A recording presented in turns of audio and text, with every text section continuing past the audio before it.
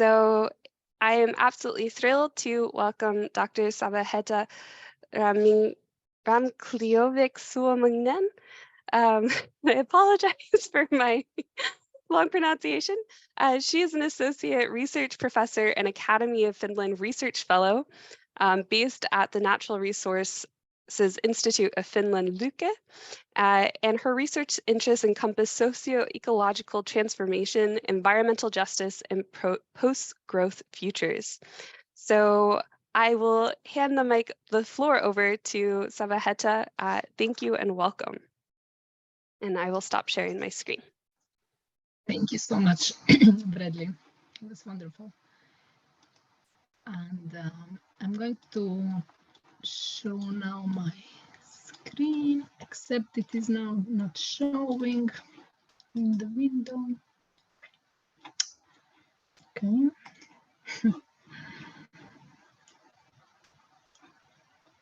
So now it's there. Perfect. Ooh, I already got a little bit nervous about that. Do you see it? Yes, perfectly. Perfect. And you can hear me? Loud and clear. Great. Okay, so I'm going to start. So thanks a lot. I hope you find this lecture interesting, even though it's quite kind of academic or theoretical. And so I do know that I risk a bit being boring, but as you know, it's important to talk about the environmental justice, climate justice, also as a theory and as a kind of a field of study. And so I was thinking today I could present two different perspectives on justice. I will call it environmental justice. So you had an introduction on climate justice, but this will be more kind of perspectives and frameworks that are more under the slogan or name of environmental justice. So the first perspective is based on the kind of modern Western science and theories of ethics. And this is what is meant by the kind of Eurocentric perspective on justice. And then the second one kind of emerged as a critique to the former. And it's based on decolonial and indigenous perspectives and ways of thinking. So that one is referred as decolonial justice, environmental justice framework. So before we start, I would like to challenge you to do two things if you wish. So the first one is to think how these issues that I will talk about, how they resonate with you or how they kind of relate to your position, your personal story, your identity or struggle. Or if that's not kind of relevant, in your case, you can also relate to the struggles or kind of positionality of a larger community with which you feel connected or you identify with. You can also think, and perhaps after the lecture, if you want, reflect how these issues relate to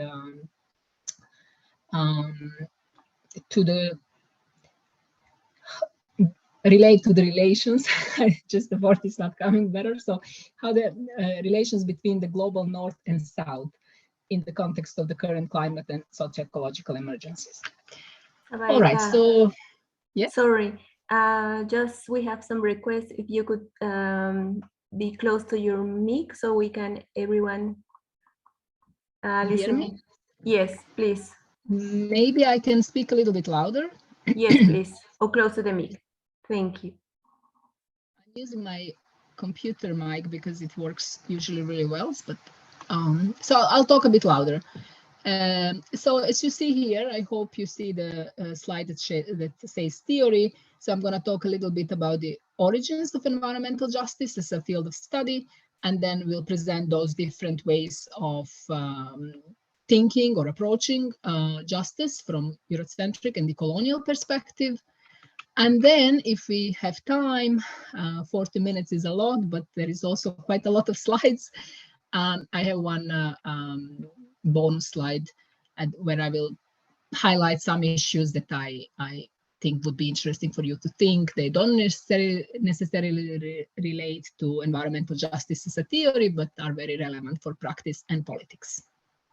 Okay, so before there was an environmental justice field of study, there was an environmental justice movement. And this is why I think movements and activism are really important for many things, including for science. So environmental justice has its origins in the struggle and active fight by the marginalized communities. And the literature often suggests and refers to the late 70s and early 80s activists and movements in the US, but from there also becoming global. They were composed of mostly Black communities and other peoples of color who were fighting the disproportional allocation of environmental bads like waste, pollution, chemical facilities, and all kind of similar pollution activities and processes and projects in their neighborhoods, while the environmental goods or green spaces and clean air and water and so on were located in the wealthier and whiter communities. So mostly the issue that were then at stake, you could now call them kind of environmental racism. Of course,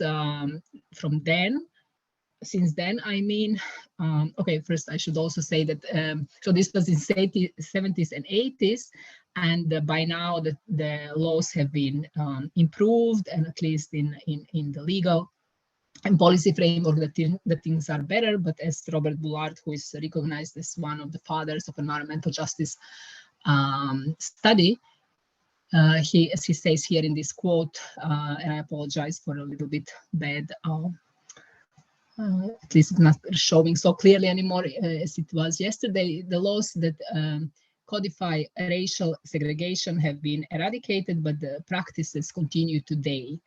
So yeah, the practice does not always follow the laws. But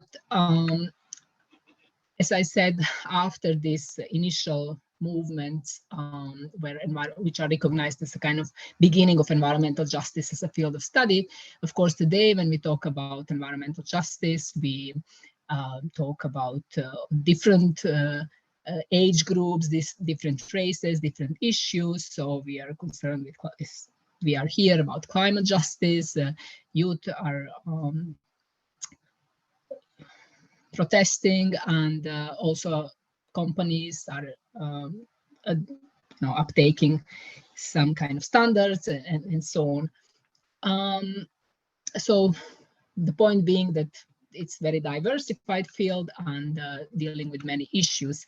And this is something really, if you're not familiar with this platform, it's called Environmental Justice Atlas. Some of you might be already familiar. It's a really nice platform that you can, which map global conflicts, environmental conflicts, various kinds, and you can see it in each of those dots. So that is one conflict, and you can see what it is about and learn more about it.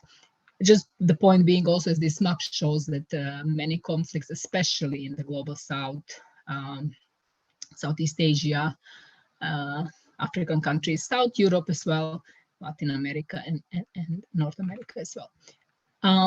So I took this slide because it's somehow, because of what it says there, climate change affects us the most. So everyone claims that we are affected the most. The white, the Europeans are now very much, we are all Europeans, but we became very recently very concerned about this. The point is also who is us and who is, who struggles is recognized, but also whose struggles are not recognized and seen in the environmental justice movements, but also even in environmental justice as a field of study, as a theory, because at least one of those groups that is not very much, whose struggles are not recognized in the theory and in the some of these movements are the indigenous and native populations across the colonized countries. Because I mean, it's ironic because their struggles have been exposed to the same or even worse kinds of violence, much worse kinds of violence, which are not related to climate, but many other things for more than 500 years. They have been resettled, exposed to toxic projects and environments, deprived from the basic right to human dignity and freedom. and so on. So my point is just to stress that as environmental and climate justice scientists, and also as climate activists, we need to be critical and can reflect about whose struggle is seen and whose is left unseen, ignored in our agendas and our movements. So I'll leave it at that, and we'll go on with the theory. But I wanted to a little bit start with this kind of thinking and reflecting and maybe critiquing perspective. All right, so to start thinking about environmental justice, I have found it useful as a way to sort of present just how many different notions there are, to ask these 4 questions. Justice for whom, by whom, according to whose logics, rules, knowledges, and justice to what object, what identity, and so on. So there's plenty of questions that I'm going to bring next. Maybe I've not covered them all in interest of time, but I still think it's useful by asking these questions just to kind of map those different conceptualizations and types of justice that we can find in the literature. So by asking justice for whom, we can identify, for instance, justice for individuals, like, you know, for me and you, that all of us have different, you know, that our interests and rights and respects are in place. Then justice for future generations, in which case we talk about intergenerational justice, justice for groups and communities. This is very much, we are talking then about environmental justice as movements, but also justice for other species and forms of life, in which case we are talking about multi-species justice, and so on. And by asking justice by whom, we can see the approaches that are kind of looking at, let's say, state organizations or traditional authorities. And this is really relevant in the post-colonial countries because of the parallel existence of different legal systems, traditional and state, but also some proponents are talking about justice as kind of by individuals or citizens or you know, experts and so on. Justice according to whose logics. By asking this question, we can see the epistemic justice emerge. So the onto epistemologies whose knowledge, whose kind of worldviews are considered when we talk what is just or what is not. And then finally, justice to what? I think this really depends, like, it depends where we are based. In Nordic countries, here in Finland, for instance, we hear a lot about food justice. There's plenty of projects looking at food justice. In other countries that are more dry, we talk about water justice and so on. But this is also one way of kind of, again, mapping those different approaches. And of course, also identity, LGBTQ people, queer, indigenous justice, so for indigenous peoples and so on. Okay, so lots of confusion, right? But you may ask, so what is environmental justice, right? But those questions were exactly there to point out, to highlight that this depends who you asked or whom does it concern, what are their or our specific injustices and struggles we are fighting. So as future activists, I guess, or researchers, my advice, or just generally reflecting, that we need to be familiar with these different theories and approaches and notions, but not to be constrained by them. And I think we kind of need to also leave them a little bit aside in order to allow for realizing the context-specific issue in question, but also in this way we can identify perhaps new and situated ways of struggle and tools to resistance to emerge. So kind of be familiar with that, but also when in practice you can also a little bit forget the theory and just be present, as Bradley also said in the beginning, and observe what is there at the moment. Nonetheless, there are various definitions. I have here put 2. They are given often as a starting point because of, again, as this has somehow, the field is considered to be to emerge in the Black communities in the US. So these are from the US scholars and the US Environmental Protection Agency. I'm not going to read them. You have them there on slides, so you can come back to it anytime. So now, while there is all this diversity and all the confusion or messy world out there, the scientists, at least the Western scientists, wouldn't be scientists if they simply accepted that messy world around us. And so they develop frameworks to help them navigate that world. So kind of to help them explain, but also even assess environmental justice. And the three-dimensional justice perspective is the one that I refer as Eurocentric, because it's based on the European or Eurocentric ontologies and base of knowing and theories of ethics. So this is one that is, I think, most prominent. Of course, there are other different frameworks. For instance, the one that is about capabilities for a good life, but it is not really an overstatement to state that this three-dimensional environmental justice is most commonly used in the contemporary environmental justice field of study. So it's distribution, participation, procedure, and recognition. I'm going to cover those three dimensions so that we are familiar with this before we go on to the second perspective. Is everything okay with my voice and the slides? You got some thumbs up. Okay, good. Good to hear. All right, so the distribution. This is by distribution, it simply means who gets what and who loses. It's about how burdens and opportunities, or how costs and benefits, however you want to call them, of a certain project or intervention or policy or whatever activity is happening, how they are distributed among different societal groups. So those burdens and benefits, they can be of material and non-material nature. So for instance, about money and land, but also about responsibilities and about our rights to use something.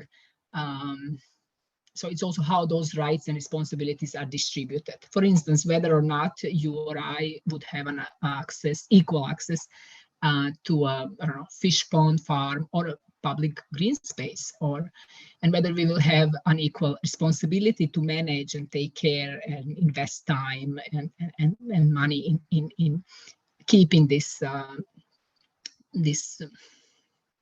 good, right? So distributive or distributional justice is about proper, whatever that means, and whoever decides about what proper allocation is in a particular context. And so I will come back why, who decides about what is proper allocation is altogether another question. But yes, so distribution, keep that in mind, right? That someone has to decide that, and that is also an environmental justice dimension. But distribution is does not talk about those politics. It's just about proper allocation of wealth, power, material goods, rights, responsibilities, and so forth. So this dimension is one of the first dimensions that was kind of recognized as an environmental justice dimension, and it's proposed by John Rawls. And most of the environmental justice theorists that then expanded this field of study, they build on his work, and they critique him a lot for kind of seeing the issue too simple, right? But it's important, and it's still there as one of the dimensions. So as I said, the scholars start from this distribution only, from the kind of that dimension, and then from there they expand by adding other dimensions. And so this is the second one, which has been later added to the theory, that how the theory was expanding and evolving. And this is about participation. So participation deals with the procedural justice, and it concerns the process of decision making. So who decides who is going to get what, right? Who participates in that decision-making process, what actors, what societal groups, but also whose interests and needs and values, knowledges, what I was talking about, this onto epistemology and worldviews, cultures and so on, are represented. So in addition to participation, the issue of representation is also part of that procedural justice. And representation, it's highlights that kind of not only does it matter who is present, who kind of participate nominally, but also who can really de facto influence the decisions, and how those who are participating are representing the entire, let's say, group. That, let's say, if there is an NGO, we usually say NGOs were present, but of course not all NGOs were there. So how the one who is present is representing the rest, for instance. And this representation, kind of calls for recognition, because in order to be represented, you need to be recognized. And recognition is considered as the last, like the latest addition to the environmental justice framework. And it emphasizes the importance of identities, of histories, culture, and basically it's about the exposing the structural and cultural inequalities and stigmas and prejudices and oppression stereotypes against marginal societal groups, allowing them. So, like, for instance, you have dominant groups can benefit from misrecognizing others, and the recognition is kind of a precondition in that way for procedural and distributional justice, and it's sort of to make sure that everyone is allowed to achieve full potential required for equal, fulfilling life, and so on. As I speak, you see these books. This is simply to. Well, you have the references in the end, but I have put some of the books that are, and some of the names, like David Schlossberg and Nancy Fraser, who have been most recognized and influential for these theories, with whose works I'm also most familiar. Of course, there are plenty of other scholars, but I think, not to overload you, I have selected one or two names. So this is that, in short, that mainstream environmental justice framework. And now I did mention in the beginning that this same framework has been increasingly critiqued and criticized, especially by the decolonial and indigenous scholars, and also those who are not, perhaps do not identify as indigenous scholars or decolonial activists, but they follow their understandings and schools of thought. So this second perspective has emerged, and we call it the critical perspective, and that is based on decoloniality and indigenous worldviews. So we start with decoloniality. Before I shortly explain what it is, I mean, it's really a field in itself, and but for this purpose, we don't need to know much. I just want to highlight some of the main thinkers, like Frantz Fanon and Walter Mignolo, and then Anibal Cuyano, whom I haven't read myself, but I think it's important to recognize him because lots of other scholars kind of draw on his work. And then so they write about decoloniality as such. While the Alvarez and Kulsit, the specific references that I have added here, they use this decolonial school of thinking to the field of environmental justice, proposing a decolonial environmental justice as a kind of framework or one alternative to it. And then we have indigenous scholars. The first two are actually not, I mean, they are not scholars as such, but they have excellent books that really teach you a lot, and you can read them, you can hear them, listen to in audiobooks. And there is a third book, I will have slides later on, that I have, three of them that I have read.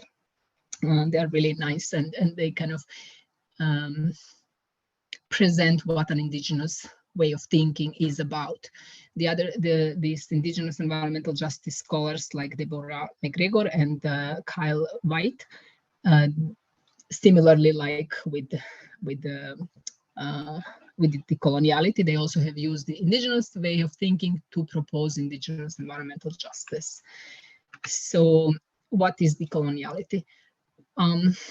This is a definition that I guess I mean, it's not, I have not invented it, but I haven't cited it from anywhere directly.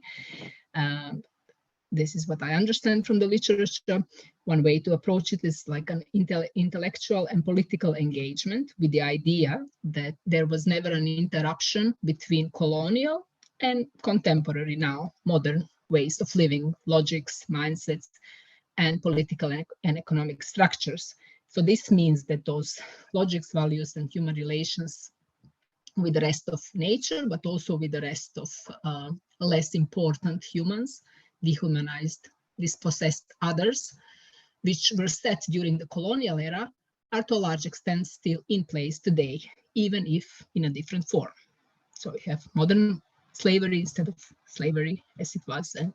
But so while the idea is, again, while colonial era is over and some of the former colonies got independent, and I stress some, not all, they're still victims of an oppressive, extractive global regime, capitalism as the bedrock of that regime, which continues to exploit labor, but also resources, and also dominate them. Not only materially in terms of extraction of resources, but also intellectually and dominating a mind, the way of knowing, dominating the ideas and ontologies and so on. So again, decoloniality, different people write about it. We have Frantz Fanon, Mignolo, Cuyano, again, the same, but I think it's safe to say that these two things that I have identified, that decoloniality is about critique of modernity and development as we know it, and the violence, especially in oppression, that is associated to that development and modernity, including racism, patriarchy, cultural domination, and so on. That is sort of what is decoloniality about. So all of them would, I'd say, agree on that. And then in the literature, just to highlight that usually the discussions are about what is to be decolonized. Of course, there is also why to decolonize, and that's another question. But in short, there is a lot of, I will just open up on the what, on the object of decolonization. So some scholars are talking about decolonizing mind and ideas, knowledges. So we have, they draw on Frantz Fanon, 1967. I think that's about the Black Skin, White Masks book that I read in the beginning of this year. So it's fresh still in my head. The coloniality of imaginary as well. And this is from Sergio Latouche, who kind of proposed that term, but also the coloniality of concrete, really economic and political structures. That means global IMF and World Bank and other political and trade, for instance, organizations that are there and that are quite unfairly treating different countries. And maybe I should not. 27 minutes. I hope I think it's important to dwell on this nonetheless. We can also come back to this later. Okay, and then about the indigenous ways of thinking. So on the right, you see these three books that I mentioned that I have recently, some of them read, some of them listened to, and that I really warmly recommend them to you who are interested about indigenous ways of thinking and ways of being and ways of knowing and so. Even though they are really easy to listen to because they're not academic books, still really good for academics and everyone. And on the left side, we have Kyle White and Deborah McGregor, who are using this, or like not using, but sort of drawing on the indigenous ways of thinking. Both of them are indigenous peoples with the identity Native American indigenous peoples, and they are developing, using this thinking for developing environmental justice, or an indigenous way of approaching environmental justice. In short, what is indigenous notions of thinking? I'm going to go through a list of 6-7 stuff, but before I start with the list, I would like you to remember two things. That number one is that so what are sort of two things about what is different in the indigenous versus non-indigenous ways of thinking and knowing, and those differences are evident in the difference in legal and political system and the importance of historical context. So sorry, I'm missing one. The difference in knowledge systems, in legal and political systems, and the importance of historical context, which are very relevant. The latest is very relevant for indigenous ways of thinking. Now, also the second point I want to highlight is the inseparability of those three things. So the knowledge, legal system, and historical context are embedded in one another, and they are not separable, unlike perhaps in our, or no, well, I guess we can say the same for Eurocentric positions, but yeah, so when we talk, sometimes we should use indigenous peoples, indigenous knowledges. This is a little bit problematic, because you cannot just appropriate someone's knowledge and use it in a different context. They are embedded. That's what it means, embedded in their legal system, in their histories, in their own struggles, and so on. And also, just to say that this is not to say that all indigenous people have same knowledge in legal and political systems, but for today's lecture, we are only interested in differences between indigenous and non-indigenous. Okay, I have 10 minutes, and that is looking good. So the first point, in indigenous environmental justice approach, some of the main principles are, it is about giving versus taking. So it's rather than talking about, you know, who gets what, it's like also your responsibility to give, to be a good companion to your other living being, to be a good relative, as they say. And then also it's about abandoning human nature divide, or a binary, where the human is seen above other non-human species. Abandoning of the anthropocentric view and that kind of human superiority, or not extractivism, but human excentrism. In the indigenous way of thinking, every living being has agency, roles, responsibilities, feelings, ethics. And then the aim of the indigenous environmental justice is to sustain life and ensuring all relations live well. By relations is a bit tricky. It means all of us and everything that relates us. So it's not only about justice and just relations among people, but also with all relatives, our teachers, and our relations. And by that you can mean trees, you can mean mountain, you can mean animals, you can mean plants. So all these relations together are more than human, but that does not mean that human is less than the rest. Human is also more than human, because we are not individuals. We are not somehow independent from the rest. Okay, then it's also about honoring of all species and their rights, living up to our responsibilities. So people have the rights and responsibilities to other creation.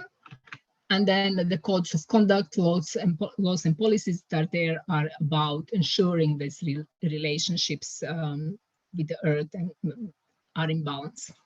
Okay, so building on this thinking of the decoloniality and indigenous notions of justice, some scholars have proposed the so-called decolonial environmental justice.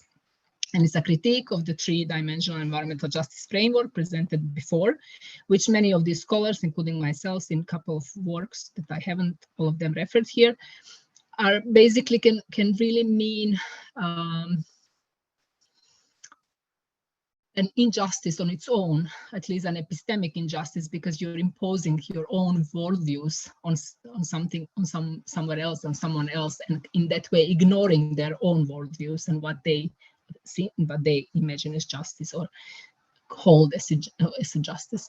So number one, it problematizes. So I draw on these three, and then I problematize each of them in order to present this decolonial thinking. So number one, decolonial environmental justice problematizes the idea of distribution and distributional justice, and suggested that instead of distributional justice, we need to rethink the whole, maybe rethink, but also straight out reject the idea of objectifying nature and kind of distributing and separating humans and nature. So it rejects that human nature duality I was talking about, proposes rethinking of human relations with the rest of nature, environment, as we call it, or the rest of creation, as an indigenous person would call it, might call it. Then similarly, number two, it critiques the recognition, and in the place of recognition, that if you remember, it was about recognizing other cultures and identities, but still recognizing them from my point of view, like from my Eurocentric vision. And this decolonial environmental justice suggests the need for the right to self-determination, and what self-determination means is the people themselves, who have been usually colonized and oppressed and deny their own identity. They need the right, they need the space to self-determine or self-identify beyond these dominant frames and conceptions that have been conceptualizations of nature, knowledge, and authority that have been imposed on them. So it's a kind of way of reinventing, but also reclaiming your own identity freely without impositions from outside, which, let's say, a recognition might do, kind of as defined in the previous form. And number three, it critiques participation, that participation is within the dominant state and state authority and state structures, is problem when you have actually, let's say, traditional or indigenous states and structures. So in this tradition, the argument is that there is a need for indigenous authority and self-governing within the indigenous structures, within their own indigenous or otherwise traditional structures and rules and laws, so that they can govern their territories in a ways and ways of life within their own governing and legal systems. So this doesn't mean that, the former one is crap, doesn't work, not good, and we all have to adopt the indigenous or the colonial environmental justice approach. But my idea is here to kind of really show how different, that there are those different views and sometimes or different frameworks and perspectives, and sometimes indeed, as usually we use this environmental justice framework somewhere else, we do need to be more sensitive and abandon what we have here learned, and perhaps look at this different thinking that would fit better the certain geography. So in the beginning of my studies, I was also doing environmental justice and three-dimensional justice, but then, and I don't know, doing, let's say, working in Ghana or Laos, but with time you realize that this does not work like that, and then I have come to criticize it. So, okay. So these are the thoughts and reflections I mentioned in the beginning. And I did promise an extra slide, and I think I have 4 minutes for that. So I'll breathe a bit just to, because I'm shifting completely from what I was talking.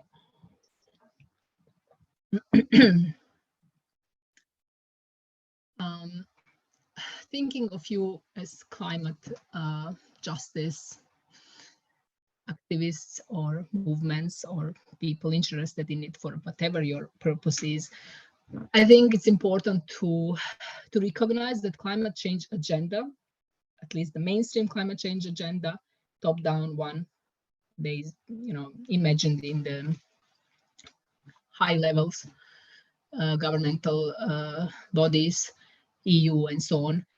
So as imagined and implemented today through varieties of usually neoliberal market-based solutions, green growth agendas, is not necessarily or usually a tool for enhancing justice, at least in some other places where usually these agendas are implemented, but rather they really perpetuate injustice.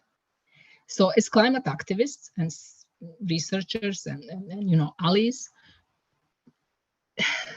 I think whether we know it or not, we are working at a global level because those mainstream green growth climate change solutions, like let's say climate smart agriculture or bioenergy and carbon capture storage and so on, they are by default implemented in the global south or otherwise in the, global peripheries.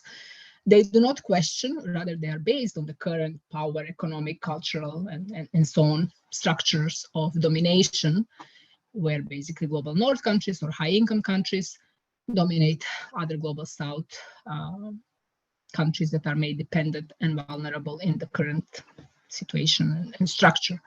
So there are more trade-offs than you think and more trade-offs than synergies for sure. And we need to be cautious. So I hope that during your course, you will learn about green colonialism, about green grabbing for resources, green and bio knowledge appropriation.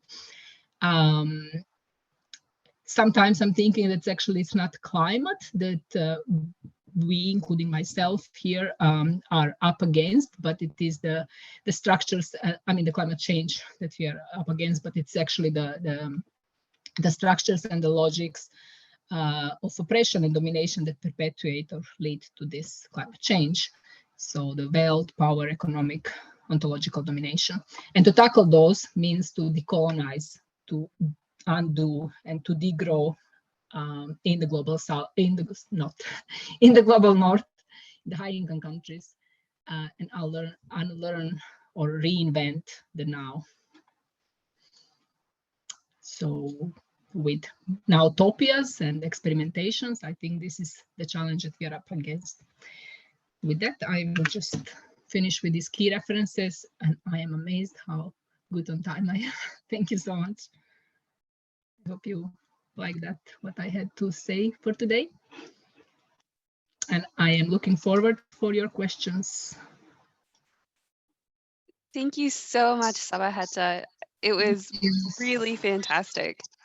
For us, we really have been trying to make this, but one of our core messages is that it is always context specific, always. And one thing that you mentioned that kind of brought me back to the first section was how many questions there are around justice. We got into a conversation on Tuesday night about how do we measure justice, and it's really not so straightforward. There's a lot of questions to consider, and also placing the value of who determines the value of, has it been valued enough? So thank you. I see there's a lot of really difficult questions in the chat.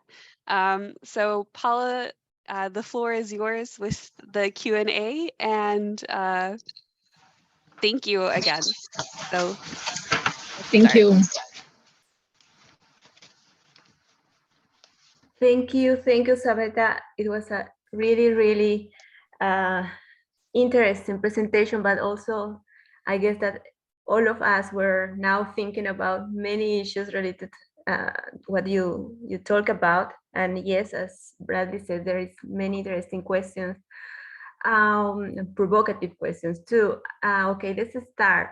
In relation to indigenous people, Axel asked, what good practices are there in environmental justice scholarship where the perspective and wishes of indigenous and other marginalized communities have been meaningfully integrated in the result? Do you know? Can you provide us some? Yeah. So, I have come across myself, I haven't been in a case or a project where those were successfully integrated, also because I haven't worked, let's say, in Latin America or North America where you have really indigenous peoples. But there is a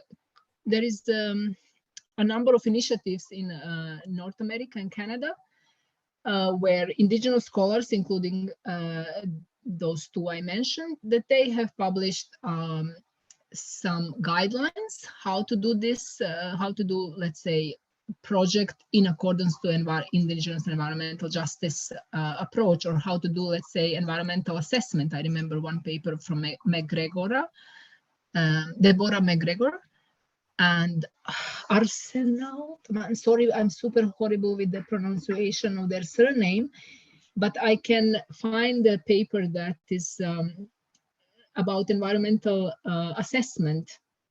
How you call it this? Yeah, I guess environmental assessment framework in accordance to international environmental in accordance to indigenous environmental justice principles. I have understood from these indigenous scholars that it is really super sensitive to just go there and start asking indigenous peoples about this, but you really have to first be in a place for a long time and be exposed to their thinking before you just so that would be maybe one really good suggestion, first step, to get familiar with the traditions, with the people that you want to work with, and work with the local leaders or traditional leaders to learn how you're going to do it, because there is not really a blueprint, because it will depend like where you work. Maybe if there are more questions, we can go on, and I will just paste this paper that came to my mind. Yes, absolutely. You also talk about self-determination, and Claudian asked if there is some developments in the thinking of how this self-determination process would look in order to avoid pitfalls of the self-determination process of African nations in the secondary half of the last century. Can you repeat that? I lost I was searching for this. How did you say? Can you repeat it again? Sorry. Yes, sure. If there is some developments in the thinking on how self-determination process would look in order to avoid the pitfalls of self-determination process of African nations in the secondary half of the last century. So how we can understand now at in this time?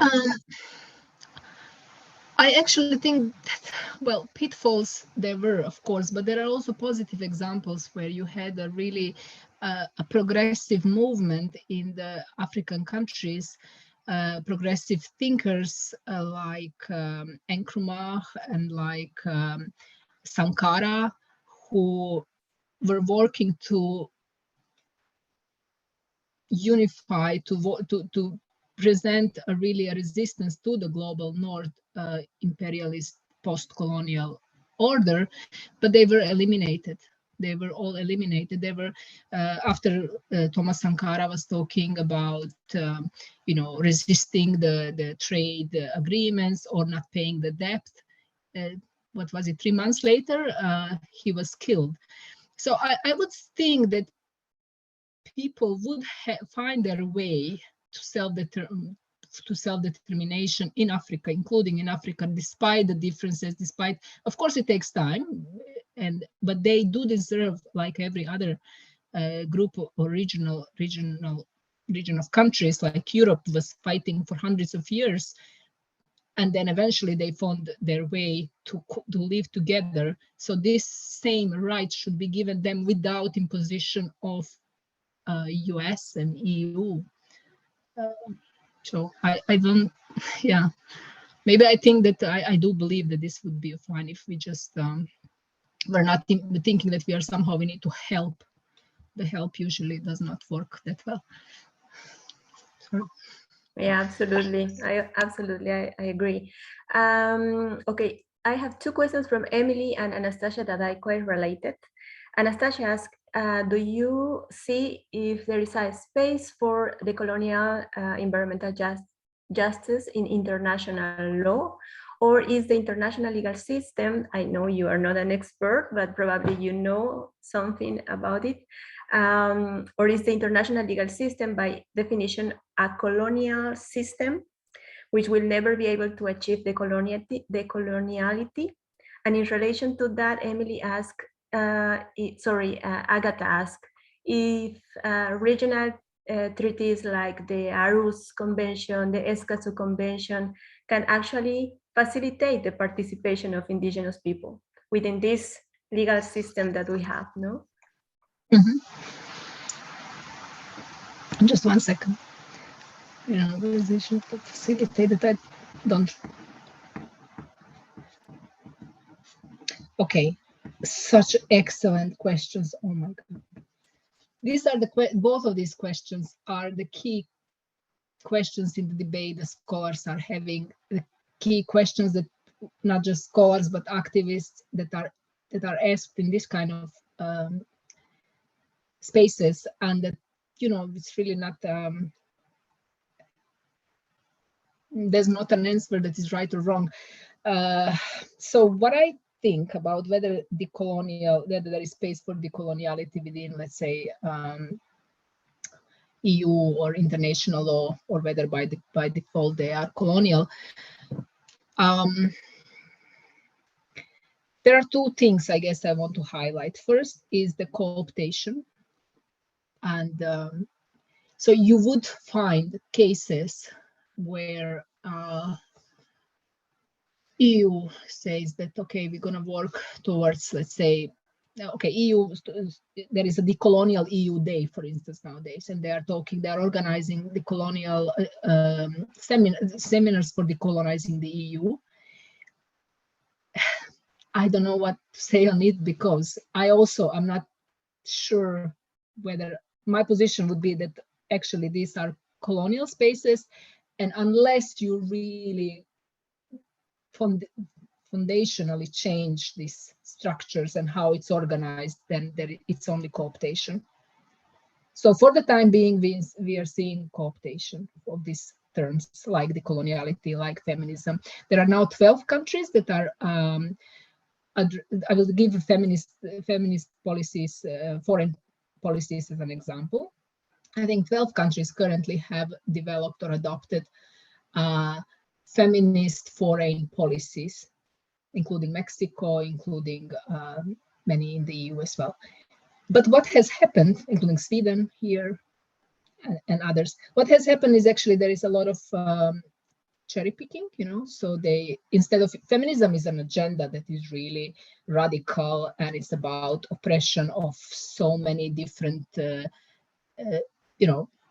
challenged directly the power structures. But what is being in these policies that are now called feminist foreign policies, it's only about the women have the right also to decide about, let's say, to decide about war and militarization, which is sort of even the opposite. What we would say a feminist agenda would be, when we talk about care, and we talk about I don't know, emotions and being a good citizen, or so it's a lot of using these terms to anyway somehow to incorporate it within the existing logics and structures without necessarily changing. So this is what we are seeing now. I think there has to be something really dramatic happening, I don't know, close to revolution or something, that you would really kind of see that you change completely the foundations of these structures, so that the EU cannot just bring a policy that will affect the whole world, but the consultation is taking place only in the EU, which is currently the case.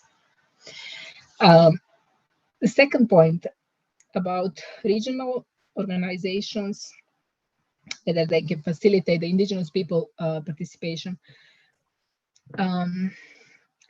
There is a really, I think because of the, let's say, biodiversity crisis and the sixth extinction, and more and more prominence and evidence and recognition that indigenous peoples are, even though I think only 18% of the land is formally owned by them, but they are actually the land which they are managing according to their legal and knowledge systems, is much larger, and it's I don't remember what was, but a huge percentage of biodiversity is located there. So this is being recognized and is being now touted quite a lot in the international and regional organizations, UN, and so on. I think there's a potential